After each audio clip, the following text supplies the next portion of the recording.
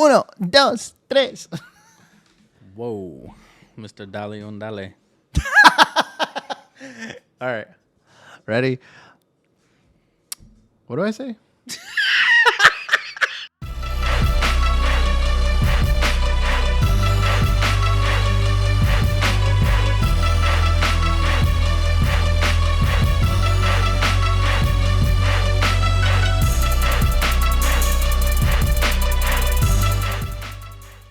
Yo, what is up, everyone, and welcome to another episode of Empower 610, where we empower minds one episode at a time. Let's get it. And today we have a special episode, but before we begin, we want to ask you if you could please subscribe to the channel if you are enjoying the content. It really helps us grow. It helps us bring new ideas and new content coming your way. Also, check out our new Spotify playlist for Empower 610. We'll have the link in the description. Let's go. So, I love a good playlist. Yes, sir. What are we talking about today, Nyce? So today, you had a brilliant idea. I'll give you that. We're going to talk a little bit about grief. We're going to talk about the music and verse and visual that I put out. And we're going to talk about just how people process those different things. And figured I'd talk a little bit about my process because it's interesting, especially because I've never done something like that before. Times. Yes, sir. And today is March 8th from the time that we're recording this. So today is International Women's Day, and I believe it's also Women's Month. This is facts as well. So we have a couple of things relating to that, and also the books that Nyce brought here have all authors that are women, as well as a couple of things relating to what he's going to be talking about today.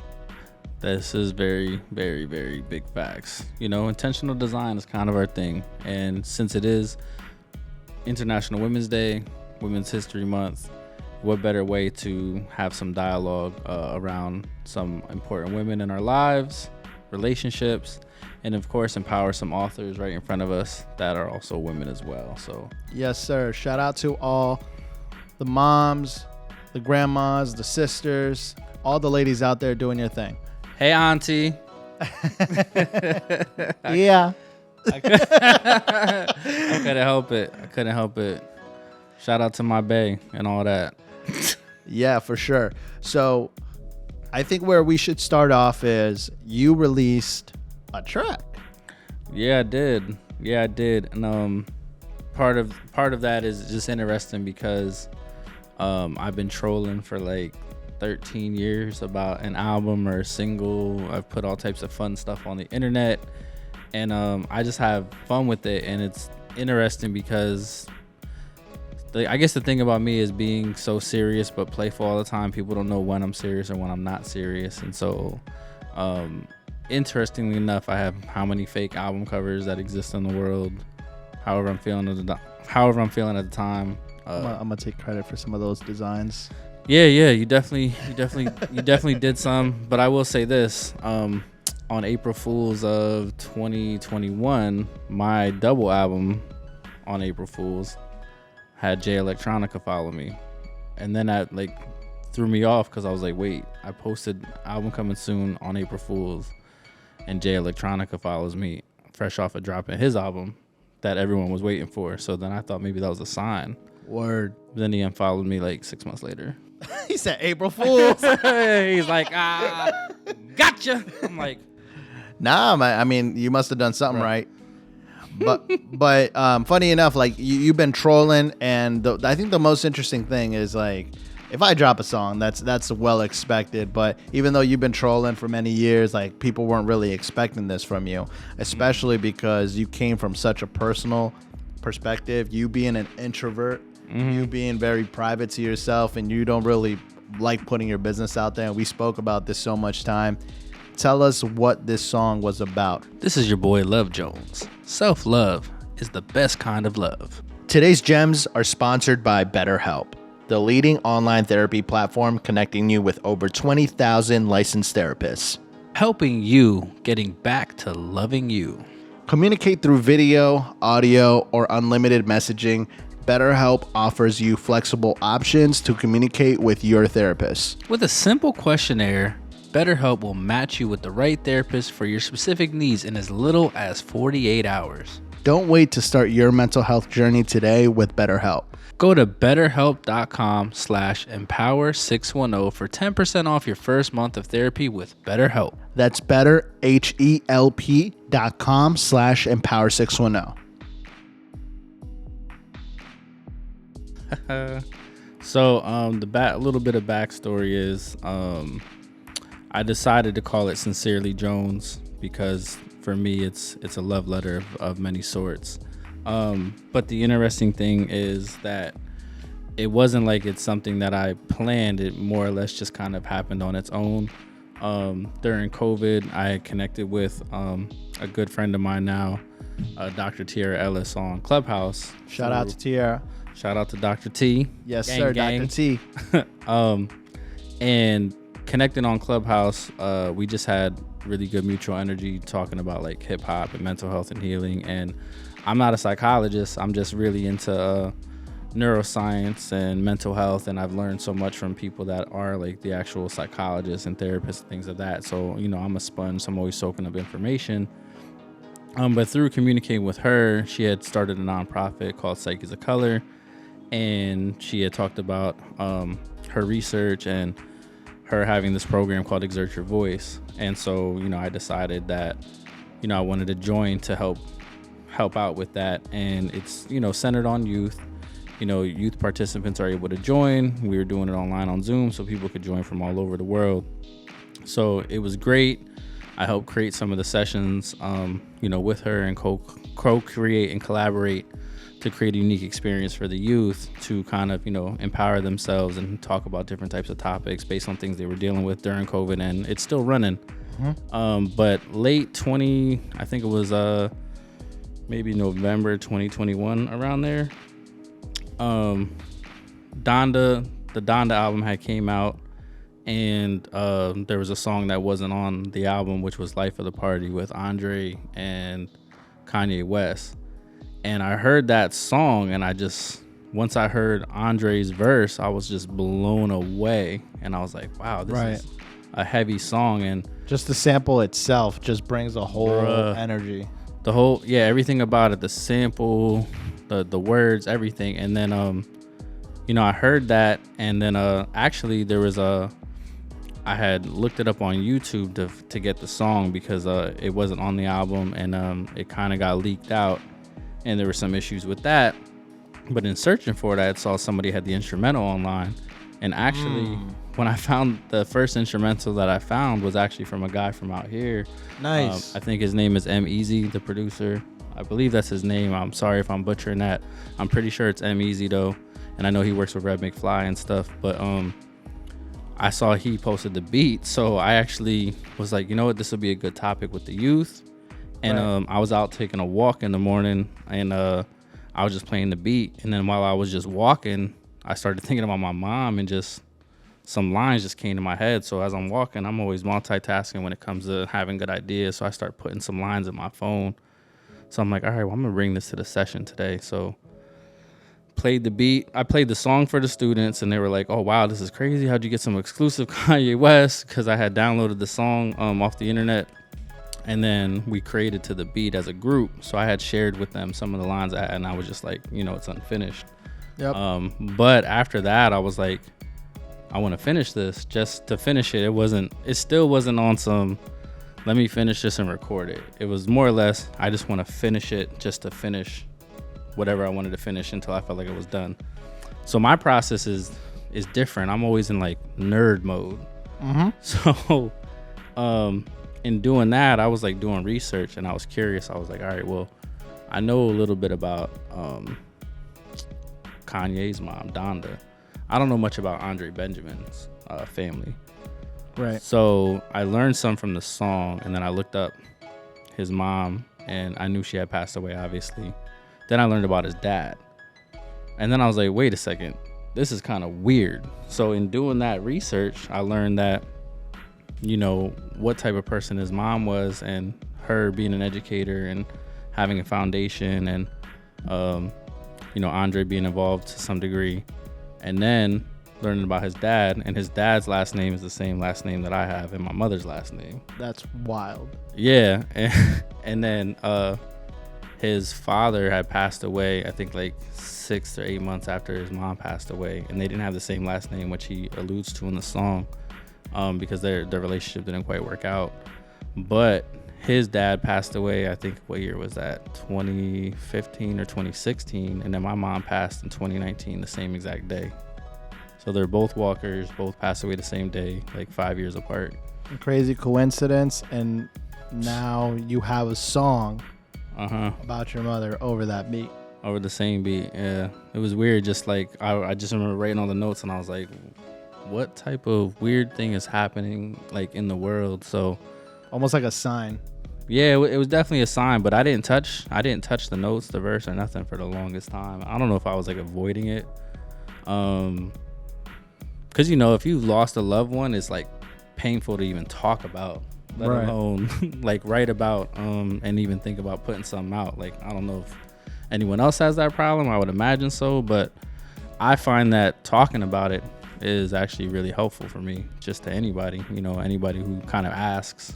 So, I've been in situations with people going through stuff, and I just share with them how I deal with stuff. So I find that it feels better, but to like write some rhymes and record them, yeah, different story. So, and the one conversation we had, we actually spoke about how men, especially men of color, we don't have these conversations that are super important of like, what is it like feeling of losing a loved one, especially that close to you, a mother, because it's something that we don't want to think about. We want to avoid until it comes to it, and then finally when it happens, it's like we don't know what direction to go, whether it be talking to a close friend. Like, how did you react when it first happened? Because I think you told me that you had either friends reach out that it happened to them, and then they were kind of asking you how you processed it. And I asked you, because I reached out to them.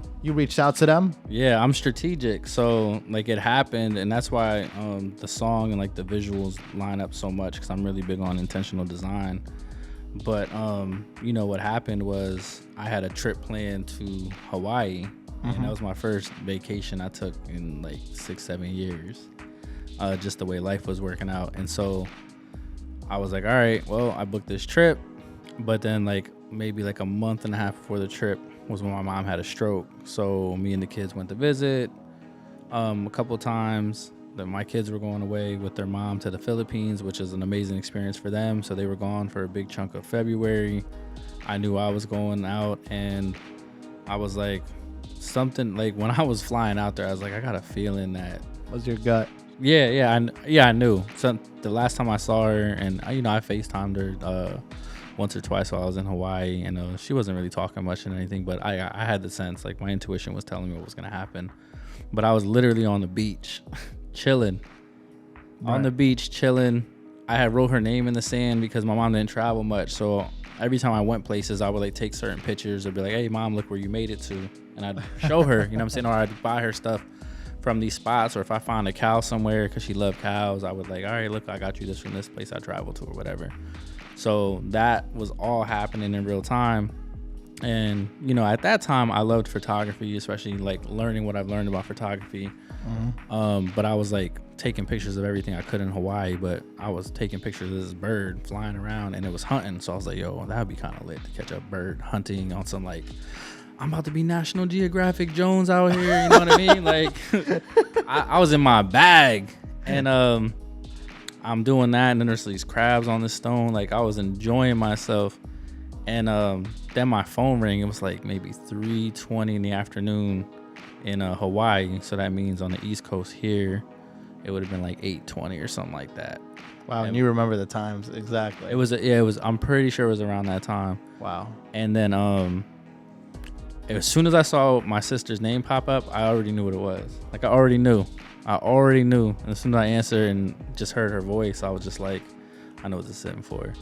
And so then she told me to communicate with certain people and stuff like that. And then I just took a moment to process. And then even just throughout that process and, you know, being with a family member out in Hawaii, you know, my cousin was living out there at the time. It was as beautiful as it could be going through a grieving process. If I could say it any better than that, it was like a movie, to be honest. Like, I'm in Hawaii for the first time. I just wrote her name in the sand.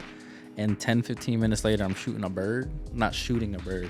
Taking pictures of a bird for the first time. And it's just flying and hunting. And the pictures are amazing. You know, I mean, I'm biased, but I think they're amazing.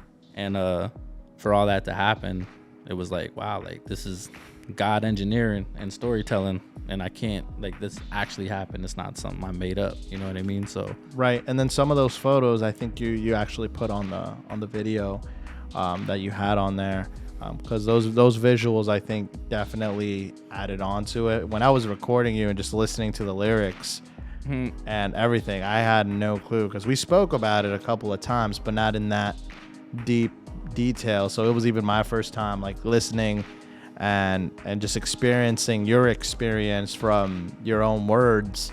And I was just like, damn. Yeah. Because one of the things you mentioned is, like, everyone knew you as kind of like the magazine guy, the event guy, the party guy. And then during these times, like, you toned it down a bit, but you had a good reason. But I imagine that during that time, there was probably a lot of people hitting you up like, yo, what's up with Echo Live? Non-stop, man. To this day, I still get that.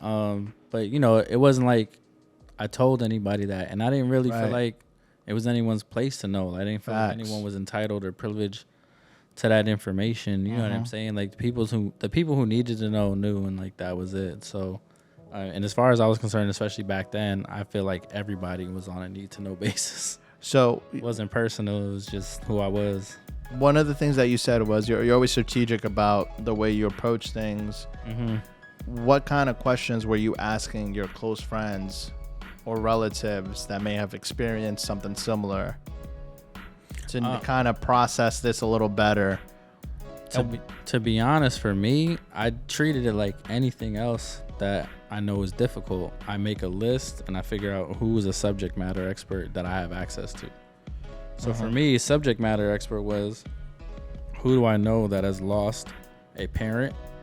Step one, who do I know that's lost their mother while juggling things? And I literally reached out to those people and said, hey, you got a moment, you know what I'm dealing with. I just would like to know, what should I expect? What should I be looking forward to? How did you process? How did you go through it? And then I also like to read and watch videos and just try to be more informed on how to, like, physically, mentally, and emotionally prepare for stuff. What was the feedback that you got from your friends? Some of the things that stuck out was, like, you know, you're gonna forever be different. You're not gonna ever be like the same person, because it's a big part of who you are. It's a parent, so you've known this person your whole life.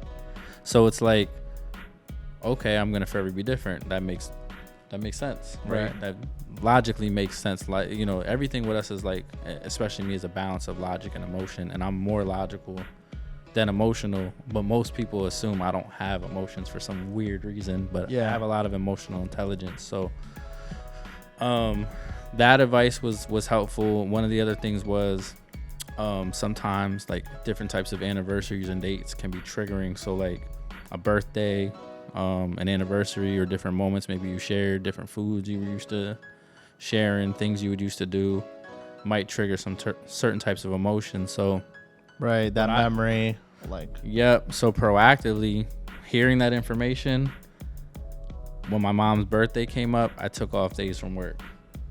I was like, nah, her birthday's coming up. I don't know how I'm gonna feel. I don't know how I'm gonna handle it. Mother's Day around there, I mentally prepare for it, or I might take off. I can't anticipate how I'm gonna feel. Like, emotions are something that you can't always predict. So I'm like, all right, I'm gonna be proactive versus reactive. I hear that. So the first couple years, and I still do take off those days, but the first couple years it was like hit or miss, up and down, how I was gonna feel. But I've developed, like, routines, and to me, like, that was super helpful. And then I don't duck the dialogue. Like, I kid you not, that same February, I I got back from Hawaii. My boy Gio passed away the same day I got back. He was in the hospital. Wow. So I was now processing that as well. And then my mom's funeral was a Thursday. His funeral was a Friday, and there was just no way I was doing back-to-backs. Like, that's not the type of back-to-back I don't think a lot of people could deal with. So this is a little bit more of a personal question, but how did you feel like a difference between processing a friend's passing away through your mom's passing away, or do you think that was just almost equally the same? Obviously, like I would feel like your mother would be even more impactful, but through like just my personal experiences and then what you told me, what you've been through, and what some of our audience been through, like we all had that one friend that passed away very young, and we weren't expecting that. And when we got the news, it was just like, wait, it doesn't even feel real. It kind of feels like they're still here, but they're not. So how'd you feel at that moment processing, one, your mom passing away, and also now your close friend passing away? Yeah, honestly, it was all going so fast, I can't even tell you. Like, I have no clue. Like, it was more or less like, I have to move forward and I have to deal with these things. And because, like, my boy Gio, I've known him since he moved out to this area from New York, and I believe it was around 5th grade. So it wasn't like, maybe somebody I knew when I was older. Like, he's embedded into my childhood. He's been around my family. He stayed over at my house. I've stayed over at his house. My family is his family. His grandmother is my grandmother. Right. You know what I mean? So it's one of those things. So I think the thing that was helpful is that, we have a whole cohort of us that all grew up together, that this all impacted us. And so that, I think, just kind of, that bringing us together in a particular way, I believe, was like helpful in processing it. But now forever in February, it's like I don't really separate the two, right? Because they were so close to each other. And then the other thing that's so fascinating to me is that my boy and my mom had their own little funny like relationship, how they used to joke with each other and stuff. Yeah. So that like was really cool. So oddly enough, I found peace in the concept of them being together, and in me having 2 guardian angels, because like there's literally nothing I can change. Right. It's 2023. So when it happened, it's like, all right, the individual mind and body and soul of me still being here wants what I want to them to be here. But the logic side is nothing lasts forever. So the only thing I could do is like, I find peace and solitude knowing that they're hanging out. They're cracking jokes. They're watching basketball. Yeah. They're watching me. They're probably roasting me. Man. Like that's literally like all I could do to find peace in it. And it's not always easy, but it's way easier now, and more palatable and manageable than it was, that first year. But it was like things were just happening, which is why I alluded to in the story, like 2019 was wild. And there's the crazy thing is, I know I told you this that day, and people that are contacting me about it, I'm like, yo, there's a lot I left out. Right. Yeah, I can only imagine, because you skip through a couple of things, and there's only so much you can put in. How long? Well, actually, the song was a 9-minute song. The instrumental, original, the original was a 9-minute thing, but I could imagine just everything else, even the little pieces of what you were going through day by day. It's definitely not easy. And just me thinking about it from a personal perspective, because my mom's getting older, and just the thought of that, like, just kind of like gives me like, my throat gets dry, like my heart feels like my heart's gonna sink in, like just kind of thinking about it. But like you said, it's one of those things where you kind of have to prepare yourself. And the other day I was watching a video. I don't remember exactly who said this. I think it was I think it might have been from the Daily Show, if I'm not correct, but it was more of a joke. But one of the things that kind of made me think about it is like, as us as humans, right, versus any other animals. Most animals, like when they raise their young ones, like the young ones eventually go off on their own, and then they forget about their mom and their dad, and it's a pretty quick process. Versus us humans, where we stay for like 18 years for the most part, and everyone's kind of different in their own path, but for the most part 18 years, and then afterwards wherever you go in your own direction, but you still have that connection there. Yeah. So that's what I think definitely impacts people when that happens. Yeah. And I think one of the most interesting lines that you said in that song, that you remember my face when you said it, is the fact that you shouted out not only the people that lost a loved one, but also lost a loved one that's still living. Yeah. So kind of go into that and what you meant by that, because when I heard that, I could just think of like a couple of friends that just didn't have that experience. Maybe were missing that love in their life, or even just like close family members, just through like certain experiences. Yeah, so to quote Nipsey Hussle, who I have my own unique experience with, that happened that same year. He passed away April 2019. But in Victory Lap, he says, "Circle got smaller, everybody can't go." Right? So, imagine our life is a book, right? Not every character is meant to be in every chapter, but because you share so much time, space, energy, and history, you'll grieve things that you lose. You can grieve so many different things. And that's, again, one of these things that I learned within, being involved with Psyches of Color and Exert Your Voice and, things like that, because like grieving's not linear. It's an up and down thing. But then you can grieve a variety of things. And so that was something that I wanted to make sure I touched on, because through that process, I learned just how much people do grieve the living. There's people that have strained or severed relationships with their mom, their dad, family ties, hood politics, there's a lot of things like that exist. So I felt like, even though it's one line, I felt like that would resonate with a lot of people, because I know people deal with it. And like you said, sometimes you grow up with, certain groups of friends, and then sometimes relationships change, and sometimes it don't even be anything that happens. It's just, you just magically grow apart. You know what I mean? But you can still kind of feel a way about not being as close as you were before as well. And in other cases, it's extreme. There's some type of fight or fallout, right? People not seeing things eye to eye, somebody doing something against somebody else, somebody harming someone else, and it changes and alters the entire dynamic. And then the problem is, in a lot of relationships, there's no healing with no accountability. That is facts. So, you can still grieve, because it's like, man, like, this person made me upset or hurt me in this way or pissed me the heck off. And we can't even have a talk about it because they refuse to take accountability. So now that angers you, but you're also grieving because you wish you were still connected with that person in the way you were before. And in some cases, humans are hard-headed by design. Yeah, for sure. And I think, like you said, it could apply to a father figure, a mother figure, a relationship, a friend.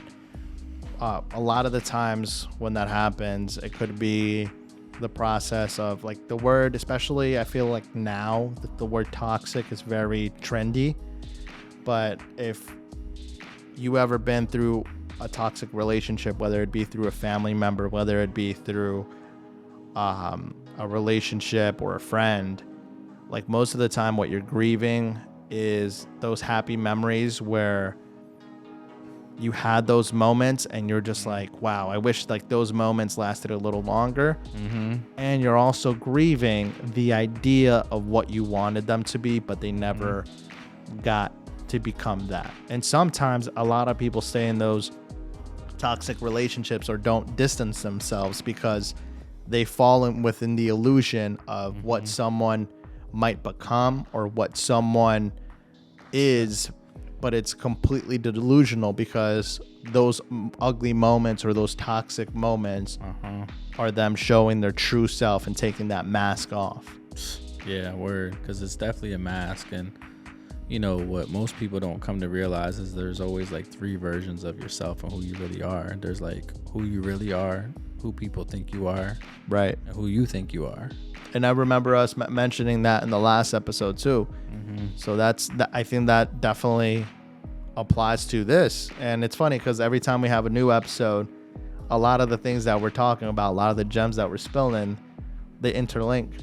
No, that's facts. You about to get a whole gem necklace pretty soon, yo. Yeah, they create a whole link of gems. Yeah. Only built for Cuban links. Shout out to Raekwon and them.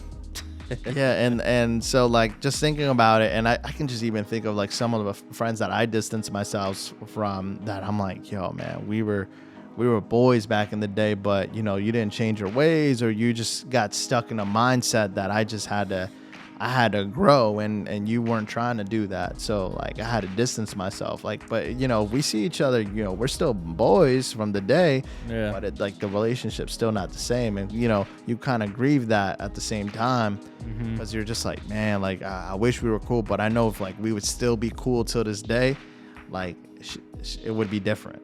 Yeah, and people grow, and their vision of what they want out of life changes. And you know, I had mentors say that to me when I was a teenager and stuff. And at the time, you don't really believe them because you think you know everything, and then reality sets in.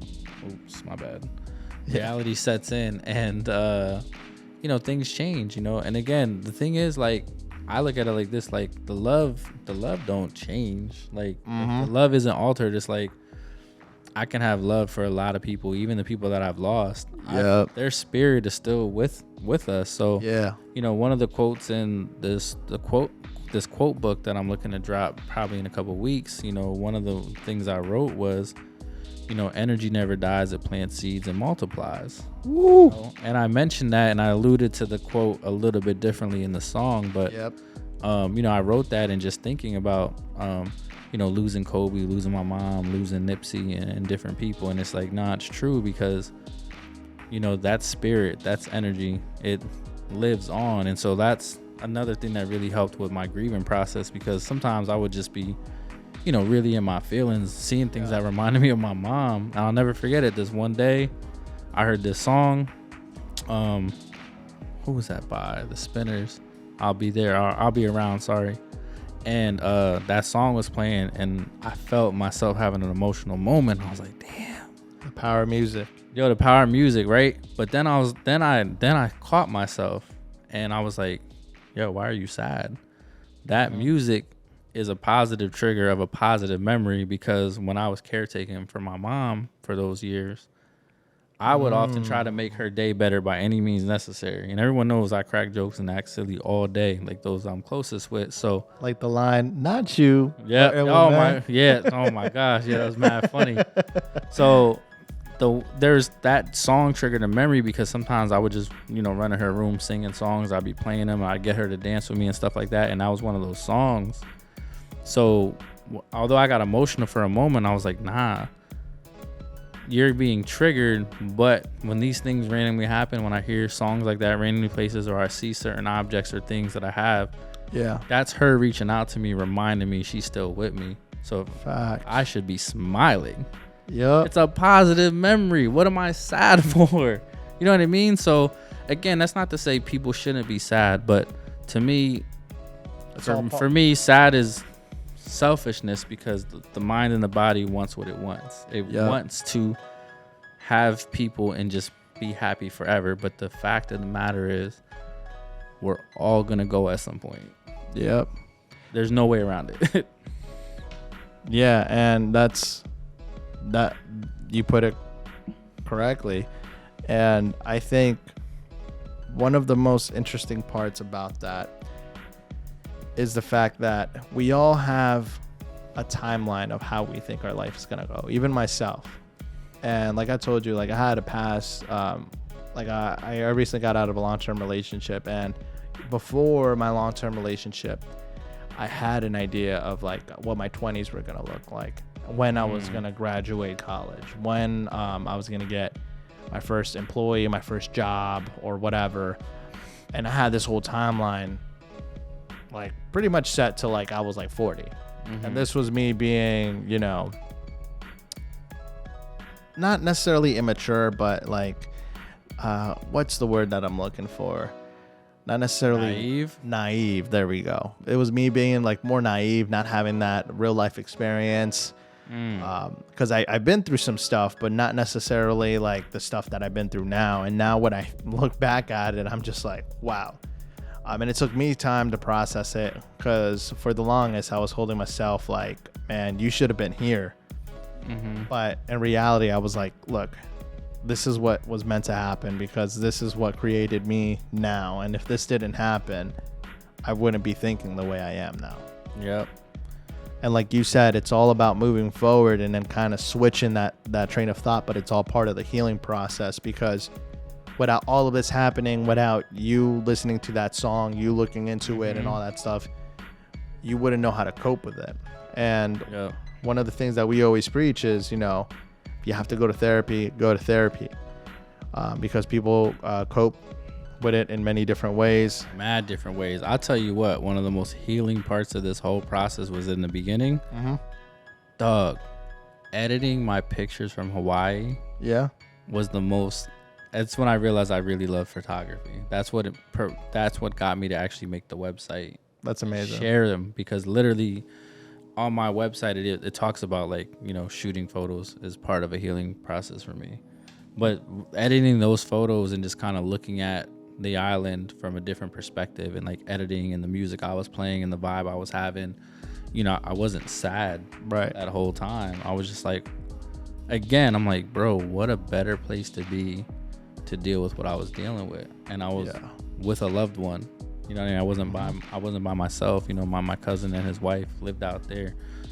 So it was like, what a perfect place. Do you think it would have been different if you weren't surrounded by a loved one?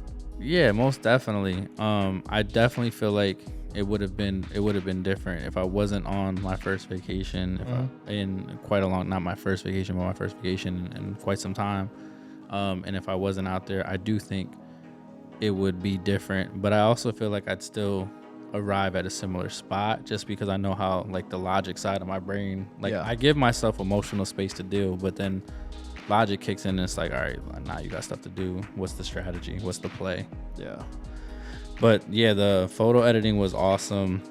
And that's another thing, a big thing I learned through all the things that I've done over this time, is that, acts of creativity promote healing. So like taking like that energy and putting it into places. So, that's what prompted me to start my Soulful Sundays playlist series. And I was curating music, and I had different themes, and I was highlighting a particular artist for each cover, but I was designing the covers. I was putting them on Spotify, Apple, and Tidal. Tidal doesn't allow you to do custom covers yet. But I did that for like 12, 13 weeks. And then like my mom's death anniversary came up during that time I was doing it. So then I did a special playlist for her, and it was like just songs that I, remembered. And then I asked some of my family, hey, what were some of the favorite songs you guys remember? Like with mom. And so then I made that playlist, and it's on all the streaming platforms. So it was just fun for me. But there was people like, oh, I'm going to be feeling like these music playlists. And, it wasn't a lot of like current stuff. It was a lot of like really cool old school R&B, soul. My mom really loved country as far as like her playlist is concerned, but I did a lot of themes, and even one I did like a Michael Jackson and Prince collab. So it was fun. And then it was things that I love. Like I love music. I love old vibes. It just puts me in a good mood. I love to create, and designing the covers, just taking different photos off the internet and just kind of creating a new look for them, and then like curating the music. It was all like healing for me. It's funny you mentioned that, because my dad, that's thankfully still on this earth, he always would joke around and say, at my funeral, I don't want anyone crying. I want people blasting my favorite salsa playlist. And now for the longest, I've been personally trying to get to know all of the songs and all of the artists that he listens to, because I grew up with this music, but I never really like bothered to listen to the artist or like who's the artist singing, and then what's the song name, and then what's the lyrics. Because the thing I think is best about salsa, which I think you would like if you understood Spanish, like you would really appreciate this, is one, the music, like the instruments, everything has to be in harmony, everything has to be in sync. It's just like jazz. And when you listen to that and you listen to the movement, but then most people, when they start listening to salsa, they just hear that. And then as you get older, you start listening to the same song and you start listening to the words and you start listening to the story, just like hip hop. And when you start listening to the words and as more stuff starts happening to your life, those songs start hitting differently. They hit way different. Everything is different. And there were certain times in my life where I was maybe going through a heartbreak, maybe dealing through the loss of a loved one. And then I would hear a salsa song that my dad played in the past. I was just like, oh my gosh. Like, I love this. And now, like, me personally, like, I love salsa. I love salsa because I feel like it's like the Spanish version of hip hop. Yeah.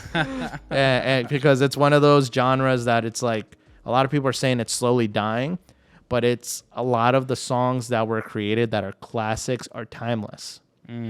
Like some of the 90s hip hop, like, 30 years from now, people are still going to listen to that and say, that is a classic. Yeah.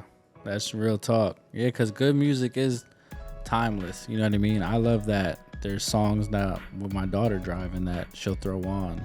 Yep. And it'd be songs that I listened to when I was younger, and she has an appreciation of it. So it is really dope, but it speaks volumes to what you're saying with it being timeless. But with age, it's like, there's plenty of songs that I hear now that I listened to back then. I'm like, yo, how was I allowed to listen to this? and one of the things that I find interesting, right? And I think something that people are losing nowadays is the value of an image. Like just how you said, like editing it, because back in the day we wouldn't have Instagram. We would have the big books and flip through the Polaroids, and then we would see like old family members that might have passed away, and we would remember that specific moment. And we were very selective of when we took a photo. Nowadays, like people can take expensive too. Yeah.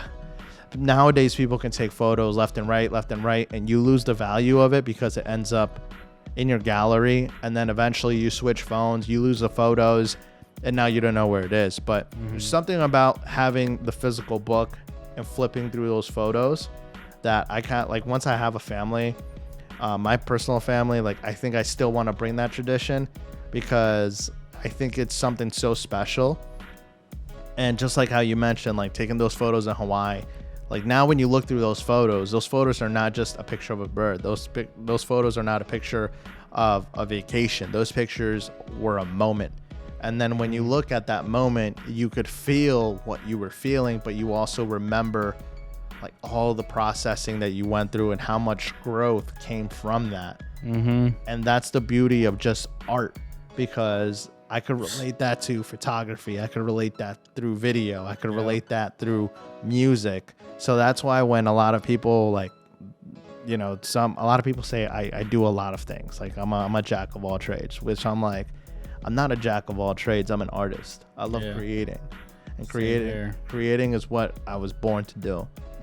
And the beauty about creating is whatever you create, it becomes eternal as long as someone values it. The thing I wouldn't even summarize, like as you were saying that, it's like, and just thinking about my experience, it's moments make memories.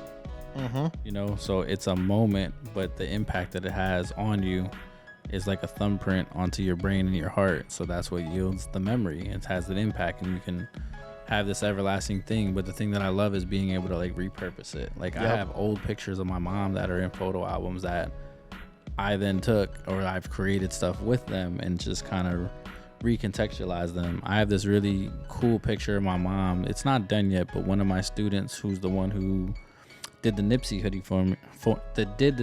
for me. Shout out to my student Sabrina, the one from the last episode, right? Yeah. She's very talented, and she's painting this picture of my mom, and she showed me some behind the scenes stuff of it. So I can't wait till it's done, and I'll show an image of it when it's all done. She said she's almost finished with it, but it's really dope. So I was like, I'm super appreciative of it. But again, it's gonna be another way to recontextualize that picture, because I remember that picture from my childhood, because my mom had a sizable picture of that printed and it was on the wall. Was it the photo that you had in the playlist one? Yeah, that one, and just that one on the playlist one is what I edited it. So I edited that to have like the cow spots on it, but I did it in black and white. Okay. So I have a personal affection for black and white, but I added the cow spots, which most people probably wouldn't notice, but my mom loved cows, so I try to redesign and fix things, and that's what was so Subliminal. dope. Yeah, word. But my one boy who knows me from back in the day, he had checked out the visual, and he gave me some critique, and I love it because I love critique. I don't mind if people say, oh, you should have done this or thought about that.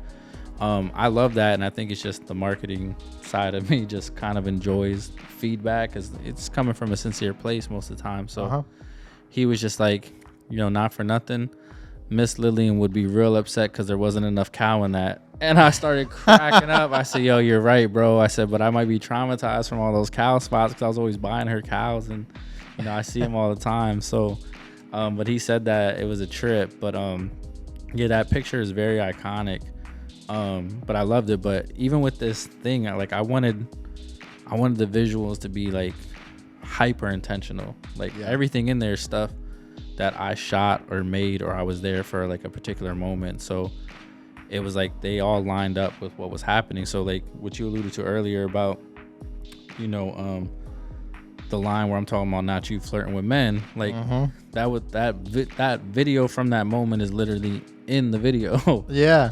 So it was like my mom wasn't really able to communicate much, but she understood vibes, and it was trippy because we went to visit and then we're talking and hanging out, and she's just like chilling, whatever.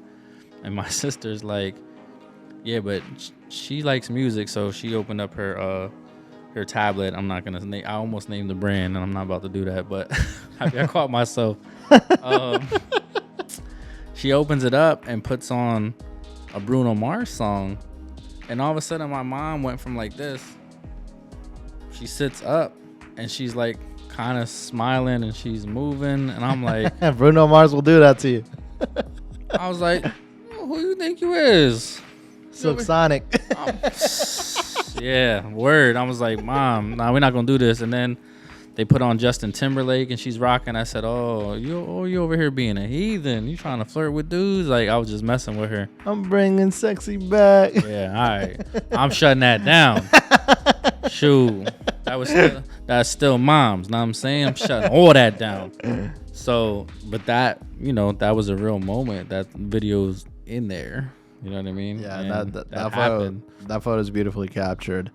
The one thing I wanted to mention was, whenever I think about that happening, I always think of the movie Click from Adam Sandler, because I feel like Adam Sandler's great at making movies that will make you laugh, but there's always like a message as well. And I love those kind of movies. Some people don't like those feel-good type of movies. I love them.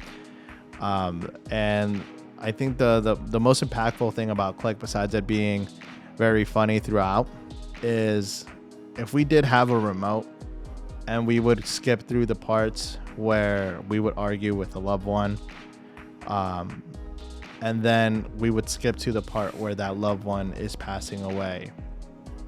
If you could go back, how would you change that scenario? Because sometimes, ever since I seen that scene, whenever I argue with my mom, whenever I argue with my dad, I think about that scene and I'm like, shoot, I could have probably handled that a lot better, because if something were to happen today, tomorrow, would I be happy with that being the outcome? Yeah. Yeah, honestly, I had a quote saved in my phone that I had shared, like, talk to people as if that's the last time you're going to talk to them. Yeah, man. And that's how you make the most out of every minute and moment, because at any moment, any of us could be moving on. You know what I'm saying? So, to be honest, like, I don't really have, like, regrets. Like, there's nothing that I think about and, oh, man, I wish I did this, and, like, dwell on it. The only thing I can honestly say, and it's because, like, this is one of my journals right here.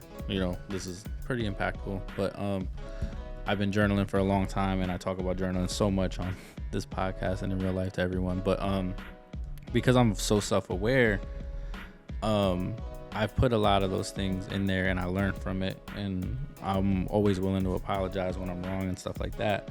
Yeah. But the only thing I could say that I wish I would have did, but I also understand why I wasn't able to like do some of those things, is I had an idea in one of my journals that I wanted to capture more footage of my mom and like have her talking about like her childhood and talking about like her relationship with her brothers and sisters and her mom and her dad and things like that, that I thought would have been cool to just have and like make a documentary of some sort. Yeah, man. But it just didn't happen. But I also recognize that with everything that I was dealing with, I didn't necessarily have the emotional bandwidth to create in that way at the time, because I was just trying to breathe. Right. You were trying to live in the moment. Yeah, so I was like, perfect world, cool, I would have did that. But I was dealing with so much that it just didn't fit in the cards, and that's okay. But that's why I also say that to say, for people that listen to this or people that I talk to, like I'm always saying, like, yo, embrace your loved ones, cherish like those moments. Don't take people for granted. Let them know how you feel in the moment or whenever you think of them. I think that's why I'm like very intentional. So like if I'm out somewhere, I'm doing something, or I think of someone, I just text them. Or if I see something that somebody would like, something that someone would like when I'm at the store or whatever, and something that reminds me of them, I just buy it, or I'll take a picture of it and like, oh, this reminded me of da da da da. And I'm at random like that, but it's like, nah, like that's a positive trigger for a reason. So why let it be a fleeting thought? Like yeah, and the thing is, like, we also have to like every day be appreciative of everyone around us, including our parents, our siblings, our friends, because when we think about like the timeline, right? Mm-hmm. A lot of us are expecting our friends to live till they're 75. A lot of us are expecting our sister to live, or I said sister because my sister, brother or sister to live till they're 75, or parents to live till they're 75. But life doesn't work like that. Mm-hmm. So if you show appreciation every day to those people, and obviously we're human, you're gonna have moments where you're gonna butt heads, you're gonna argue. But at the end of the day, I think it's all part of growing and being mature and just forgiving. Mm-hmm. But just kind of putting that into a thought of like, any day that person might not be there. Yeah, that's the reality. And it's a scary thought that a lot of people tend to avoid. And then when they avoid it so much and they don't prepare for it, then it hits them even harder. And then they fall into this deep hole because they just don't know how to get back up. So I think a lot of the stuff that we talked in this episode today about, surrounding yourself maybe with people that have been through that and help you process those emotions, or go through therapy, do art as therapy, and really like try to figure out your own way on how you're going to process those emotions. But the most important part is actually processing them and not ignoring them. Yeah, what I say is everyone has a shovel. Yeah. You can grow a lot of things, but most people are just burying their pain. But if you bury pain without processing, you're going to grow a bunch of weeds. You're not going to bear too many fruits. But if you process and then you give the good things, water, sunlight, soil. Yeah. You get to reap, the fruits of that work that you put in processing. But most people don't, nor are we taught. I'm not going to sit here and act like, I was taught this stuff. This is just stuff that, I really read a lot of stuff and process stuff, and like I wish more people would, because I'm like, bro, we grew up with Google. You know what I'm saying, like, not that I had it since I was a little kid, but I did go to the library. But having the internet and having Google, and it's like there's so much books and information. So if you don't know something, it's at your fingertips. So like, also by not doing it, you choose ignorance. And it's funny that you mentioned that. Like, when a loved one does pass, the most common thing you hear about is, oh, they didn't have a will. Oh, they didn't have their paperwork in line. And then everything gets kind of out of place. Because even if you're young, you should kind of look into it. And now that I'm thinking about it, I got to look into it because I don't got my stuff in place. Yeah. Because then if it does happen either to you or to a loved one, it's a lot easier for you to process versus having to process this and now dealing with all the administrative things that you have to do for that to happen. Yep. So with that being said, I think definitely if you guys have anything that you would like to share in the comments, any thoughts, definitely check out Nyce's new track. I really loved it for his first track. That was, he set the bar pretty high, so his second one better be fire, or else, we're about to call him One Hit Nyce. One Hit Wonder Jones, that's crazy. Album coming soon, right? Album coming soon. Album coming soon. But for sure, check that out. Is there any specific book in this pile that you want to shout out? Before I get to that, I'd like to challenge people. That's off of what you were just saying. I challenge you all to, because one of my themes with this was, give people their flowers while they can still smell them. Show your appreciation. So, I challenge you, as soon as you hear this, give someone their flowers that maybe you haven't talked to in a while that you still appreciate. Maybe that can be, don't be afraid to be the one to extend the olive branch. So there's no power in holding resentment. If anything, you hold yourself back with resentment. So, give someone their flowers. I challenge you to do that. Show someone their appreciation. Text somebody random to say how important they are. Smile at a stranger. Just do something, right? Yep. The other thing I challenge people to do is get your affairs in order. Look into estate planning. Look into life insurance if you don't got it. There's so many resources. If you don't know a resource, holla at me. I know tons of them. Trust me. I know people that got it for sale.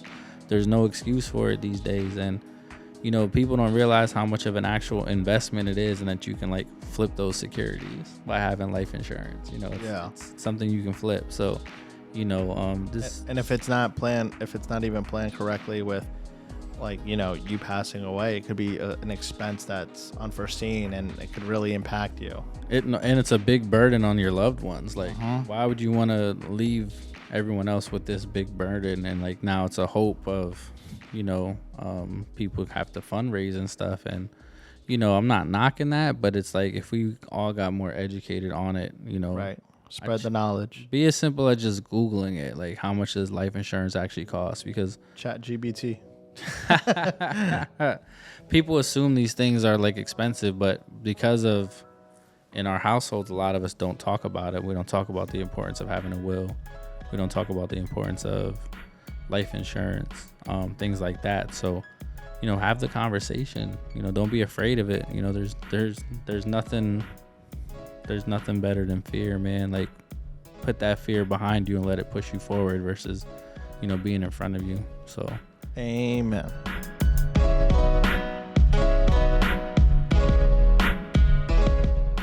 This is my own journal. This is from 2008 to 2015. Crazy times, I must say. This book, Prayer for Beginners, me and my mom actually bonded over this. I had to read this in college, and it changed how I looked at prayer. And ironically, the heart on the front of here is the same heart on my journal. This Guide to Black Mental Health by Rita Walker. She's a doctor. Check that out. But I wanted to just have these books here too for, there's female authors and stuff that I felt like it would be helpful. And plus I love to journal, so there's a couple writing books here as well. And plus, we always keep up with this whole nerd aesthetic. Yes, sir. We'll have the link in the description below with these books. With all these books, yeah. But again, if anyone's looking for tips, resources, and just has questions, feel free. We're both nerds. We're helping people and being resourceful. That's a big part of this whole empowering podcast situation we got going here. The whole reason why we wear sunglasses is because we have a really big light right there. That if we didn't wear these sunglasses, we would be squinting the whole episode all the way through. Because I got really sensitive eyes, man. So, and those who used to come to my events back in the day, shout out to my photographer, Percy, because he could not stand me back in the day.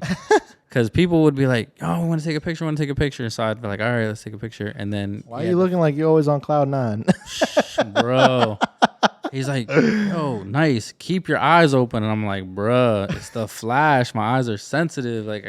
I'm struggling here. Y'all heard of Sleepy Joe? Sleepy don't Nice.